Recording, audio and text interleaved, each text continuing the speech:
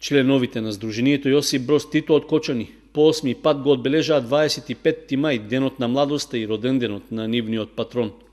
Штафетата на младоста, некогашниот символ на денот на младите, беше пронесена по улиците на градот, а потоа на прославата што се одржа на платото во трговскиот центар, младинци му ја предадоа на председателот на Сдруженијето Трајан Трендов. Според кочанските титовисти, негувањето на спомените од минатото се поврзани со еден од најубавите денови во мај, кога младината од целата поранешна заедничка држава го славела роденденот на маршалот Тито. 25 мај, ден на младоста и роден ден на маршал Тито.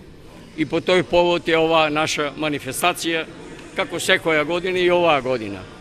Има доста луѓе, ќе направиме еден круг низ градот, после еден скромен ручек горе на манастирот Свети Илија, Дабот, над Бели. Со песна и орон на свеченоста во центарот на Кочани се придружија повеќеми на граѓани кои рекоа дека барем со мислите се враќаат во времињата кога се живеело подобро, кога од Гевгелија до Крајн се патувало без пасош, а сегашните различни народи славеле исти празници.